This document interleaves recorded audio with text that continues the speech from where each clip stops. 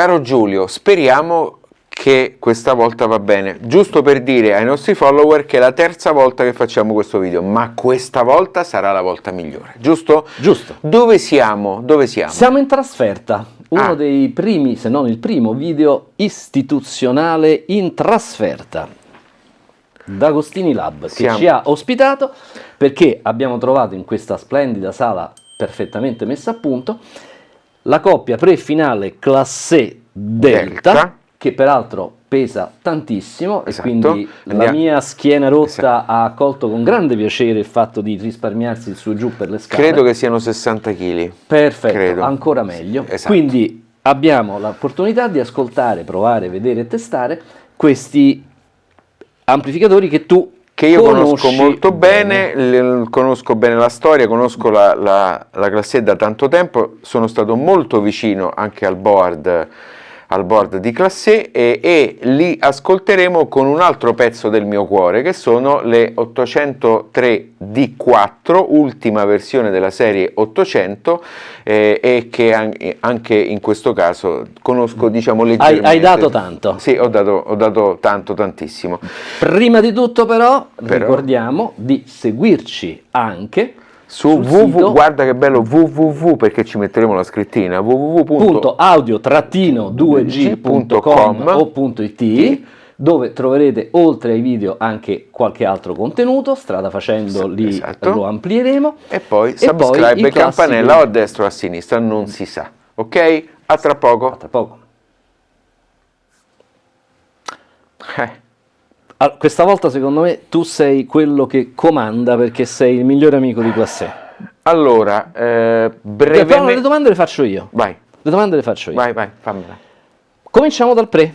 Sì. Quali sono le caratteristiche essenziali di questo pre? Anzi, le caratteristiche peculiari. Posso fare un passo indietro, Julius? Ma prego. Senza andare a sbattere. Posso raccontare la storia della classe E? Ma con sintesi. Con sintesi. Allora, classe E è un marchio che nasce negli anni 80. Tutti ricorderanno DR3 e DR3HC, due finali in classe A che hanno portato un po' successo alla classe E. Per tanti anni ha vissuto di vita propria, poi a un certo punto Joe Atkins, che era il padrone della Bowers & Wilkins, ha deciso di comprarsela per abbinarla nei negozi ai diffusori della serie 800. Poi Joe si è stufato di possedere la Bowers & Wilkins e a un certo punto l'ha venduta a un'azienda che si chiamava Eva Automation. Nel frattempo aveva spostato tutte le linee di produzione della classe E in Cina, nella fabbrica della Bowers & Wilkins. Ricordiamo che la BMW ha una fabbrica sua enorme in Cina e quindi si poteva permettere questo tipo di operazione. Eva Automation decide di investire più sul multimedia, quindi con la serie Formation, piuttosto che sugli amplificatori di alta gamma, e quindi congela la classe E. E quindi la classe E era ferma. Aveva cominciato a sviluppare qualcosa, ma si era fermata. Nel frattempo il gruppo D&M, Denon e Marantz cercava un marchio più grande, un marchio importante da poter abbinare appunto a Denon e Marantz, e quindi acquista classe E, d'accordo? Acquista classe E, e quindi la linea di produzione che era della BMW in Cina passa in Giappone, per cui ora sono fatti, progettati in Canada ma realizzati in Giappone. Credo nelle linee di produzione top della Denon, quindi quelle dove fanno le cose più sofisticate, che non sono disponibili per il mercato italiano, perché ricordiamoci che i giapponesi sono molto gelosi delle loro cose. Benissimo, allora, che cosa c'ha questo pre? Caratteristiche. È pesante, quindi se ti cade su un piede ti fa male. Allora, le caratteristiche sono DAC incorporato, e quindi ingresso network, ingresso USB, 3 ottici, una SEBU, qualche coassiale, non sappiamo esattamente quale. 3 coassiali. 3 ottici. 3 ottici, poi c'ha qualche ingresso analogico sia bilanciato che sbilanciato e un bellissimo ingresso fono con regolazione per MM per MC, che possono essere gestite dal touchscreen frontale. Un pre dal punto di vista della configurabilità particolarmente, diciamo, curato. Esatto, mantiene lo stesso feeling, lo stesso fattore di forma dei vecchi, CP800, CP500, sì. Mi dici qualcosa in merito alla gestione dei subwoofer e mi pare di ricordare che c'è anche un equalizzatore a 5 bande. Secondo me stai leggendo, Giulio, no, perché sei troppo... Allora. Sono troppo lontano per vederci, quindi sto andando a memoria. Allora, c'è l'ingresso, c'è l'uscita per un subwoofer o due. E la possibilità di fare sia la regolazione del taglio che la regolazione dello slope, quindi della pendenza, bravissimo. Riguardo l'equalizzatore parametrico a 5 bande, è un equalizzatore digitale, sì. Per cui personalmente tenderei a non usarlo, perché va bene per gli ingressi digitali, meno per quelli analogici, perché costringe il pre a fare una conversione. Ma il controllo del volume? Il controllo del volume è un controllo a una enormità di step, enormità, cioè io prima di riuscire a sentire qualche cosa partendo da meno 90 e rotti, gira. Ma c'è una funzione che ti può fare... Me lo auguro vivamente da questo punto di vista. Step di 0,25 dB, con la comodità di poter settare tutti gli ingressi al livello che uno vuole, per cui si riesce sempre poi ad armonizzare. Quindi a non avere nel cambio di sorgente un salto di volume particolarmente fastidioso. E diciamo qualcosa del finale? Il finale è cuore mio. IC tunneling. Allora, vuol dire che c'è un tunnel dove sono sistemati i MOSFET, poi nello sventramento lo vedremo meglio. Cosa fa questo tunnel? Siccome all'interno ha delle alette di raffreddamento molto molto sottili e una ventola in fondo che però non si sente assolutamente, perché adesso dovremmo sentirla ma non si sente nulla, gira pianissimo, ma fa in modo che il finale raggiunga gli 80 gradi, quindi che la giunzione dei MOSFET raggiunga gli 80 gradi nel più breve tempo possibile, perché il problema dei finali molto grossi è che prima che scaldano ci vuole tanto tempo. Questo è un 12 watt e mezzo in classe A e 250 watt in classe AB, raggiunge la temperatura in pochissimo e la mantiene per sempre, quindi la modulazione della velocità della ventola fa sì che la temperatura di esercizio della giunzione sia sempre 80 gradi. Sono preparato? Molto. Altre caratteristiche peculiari del finale? È molto bello. È molto bello. No, hanno aggiunto, suona molto bene, questo poi lo vedremo. Hanno aggiunto questi due V-meter analogici, perché molti li mettono sul display OLED, questi sono analogici e a me piacciono tanto, soprattutto sul mono, perché c'è anche il mono, che è un singolo più grande. E ultima cosa che volevo dire, sempre relativamente al pre, riguarda la compatibilità con Roon, che bravo Giulio, non c'è. È compatibile AirPlay, questo lo abbiamo verificato, però non è nativamente compatibile con Roon.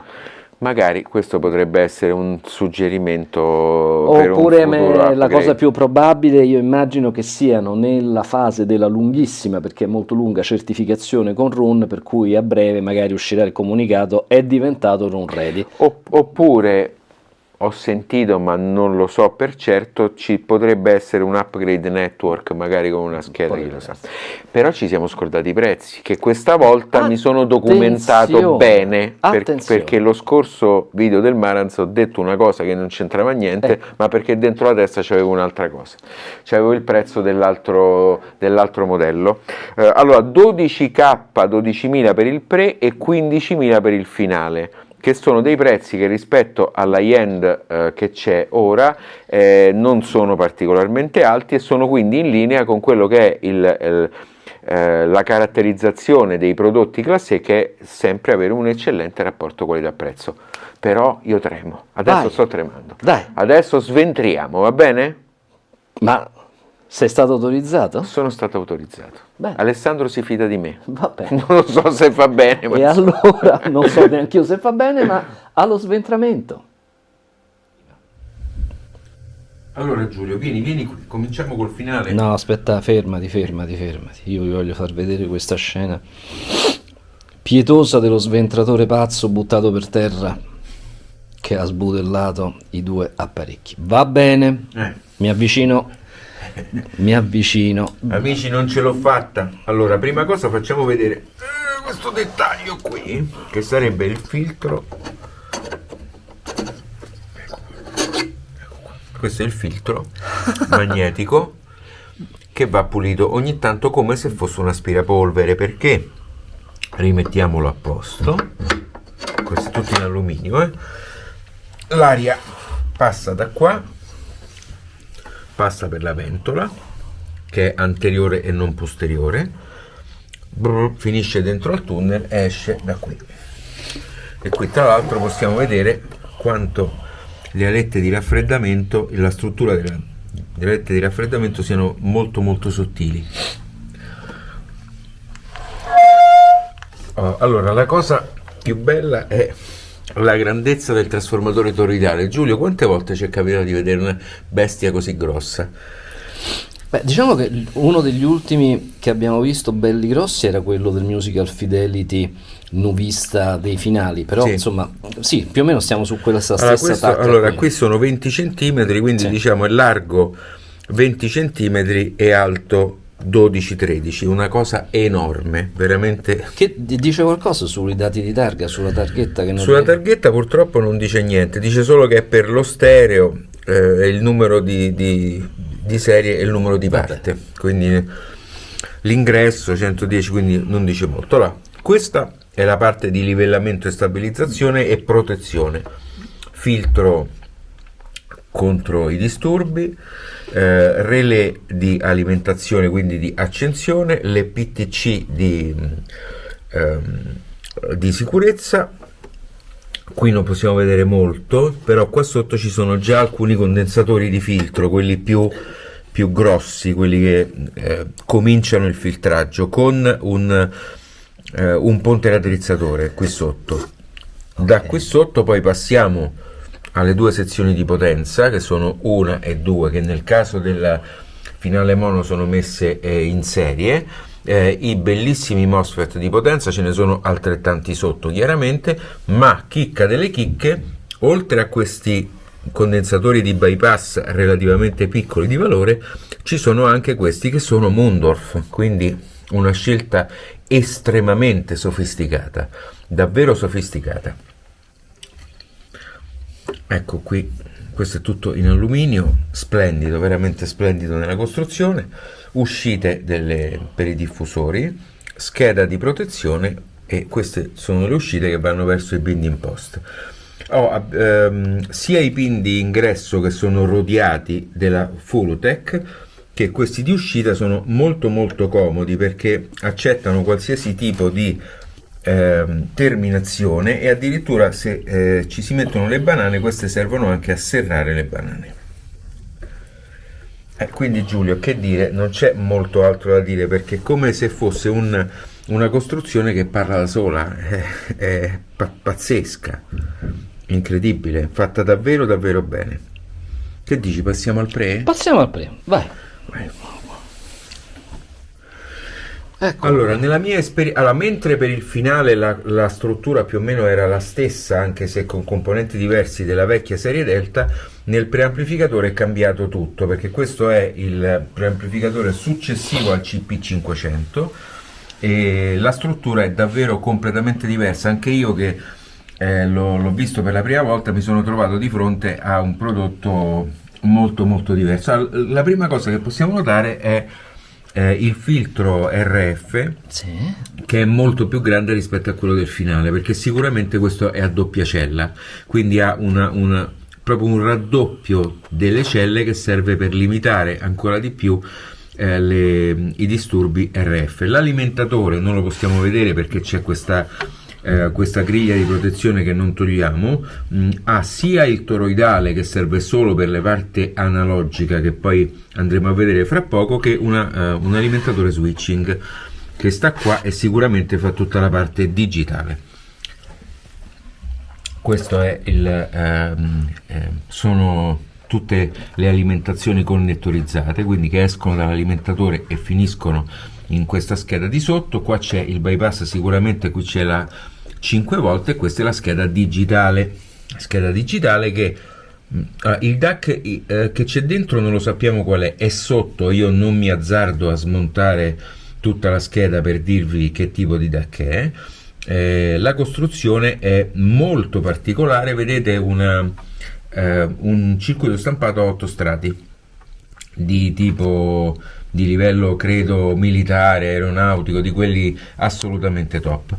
Parte di sotto con tutti gli ingressi analogici con i relè di switch, eccoli qua, buffer analogico che sta qua sotto ma è impossibile da vedere, ma qui possiamo però vedere nella parte, questa è la parte di uscita linea, con i famosissimi condensatori Vima Rossi, che sono quelli più belli che ci sono. E da questa parte invece, Giulio, vediamo i condensatori di livellamento della parte analogica con questi condensatori di bypass, che sono quelli più piccoli. Guarda un po', si vedono da qua sotto, eccoli qua, i condensatori di bypass, questi più piccoli. Ok, quindi una costruzione spaventosa. Facciamo vedere pure il pannello posteriore, sì, lo giro io.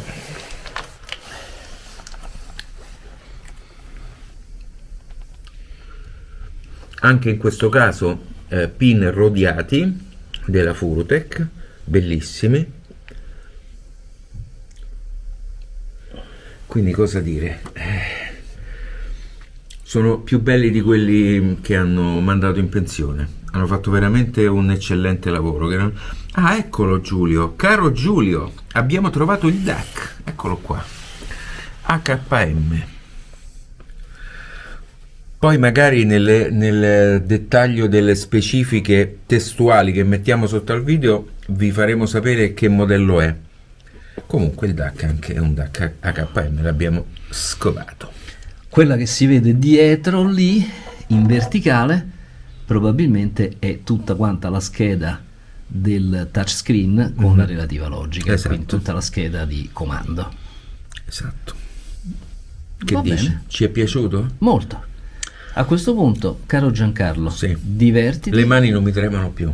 Chiave a brugola, rimontiamo tutto quanto, ricolleghiamo tutto quanto e finalmente ce lo ascoltiamo. Ah, però Giulio, mi è venuta in mente una cosa, scusami se ti interrompo. Vai, dimmi. Non è che per caso questi due connettori sono per qualche espansione network? Perché noi non lo sappiamo ancora, però mi viene da pensare che se questa è una espansione in qualche modo messa dopo, probabilmente anche queste lo potrebbero essere per futuri upgrade. Esatto, poi magari ce lo dirà il costruttore. Va bene. Ok, ciao, a tra poco. Divano diverso. Divano diverso, comodità diversa. Ammettiamolo. Quindi dobbiamo ambiente diverso. Però possiamo chiedere, che dici ai follower, di fare una piccola raccolta fondi per farci comprare un divano più comodo? Un'altra metà sala. Un'altra metà sala. Allora, guarda, non è ininfluente questo discorso di un ambiente così. Assolutamente, tra l'altro abbiamo potuto fare un ascolto così perché avevamo un ambiente così. Perché mettere le 803 di 4 dentro la nostra sala piccola, ma probabilmente anche dentro la nostra sala grande, sarebbe stato, immagino, problematico. Allora Giulio, io ti chiedo una mano adesso. Vai. Perché sai bene che il mio cuore batte sia per B&W che per Classe E, quindi potrei non essere esattamente equilibrato come sono normalmente. Allora, partiamo dal presupposto che questi diffusori io li conosco e li ho conosciuti anche abbastanza bene nella loro precedente versione, esatto. Quindi in quest'ultima versione era la prima volta che mi capitava ad ascoltarli. Vero è anche che le Bauer Wilkins, secondo il mio punto di vista, hanno una loro, come posso dire, firma sonica che è piuttosto riconoscibile. Certo. E attenzione, questo per me costituisce un più, non un meno. il fatto che BMW sia, come dire, caratterizzata da un certo suono, riconoscibile non soltanto nel modello di punta, ma su tutta la gamma, a mio avviso, io penso che sia uno dei, come dire, punti a favore. Io questo suono, questa impronta sonica, l'ho riconosciuta, come dire, immediatamente, sin dalle prime note. Questo mi fa supporre, mi fa dire, e non credo di sbagliarmi, che questa coppia pre-finale classé sia caratterizzata da grande neutralità, da grande trasparenza, dal fatto di essere in grado di veicolare, pur in un pilotaggio molto generoso, molto energico, di non metterci del suo e lasciare che il diffusore riesca a esprimersi nel modo più preciso possibile, quantomeno insomma per come sa fare. Quindi è stato interessante sedersi e arrivare quasi immediatamente a percepire una sonorità che tutto sommato era coerente con le mie attese. Io invece me li porterei a casa. Ecco.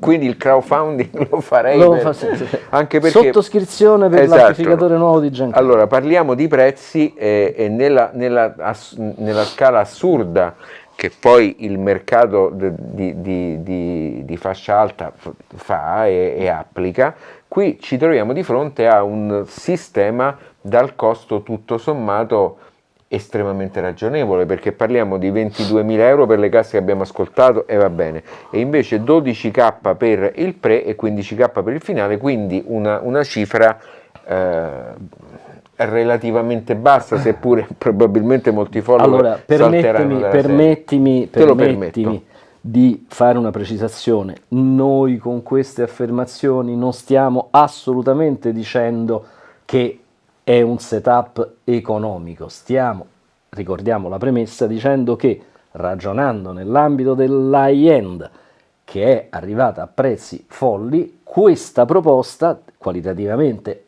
eccellente non costa una follia. Poi è chiaro che in assoluto ragionare di 15, 14, 22, lo sappiamo, sono un sacco di soldi.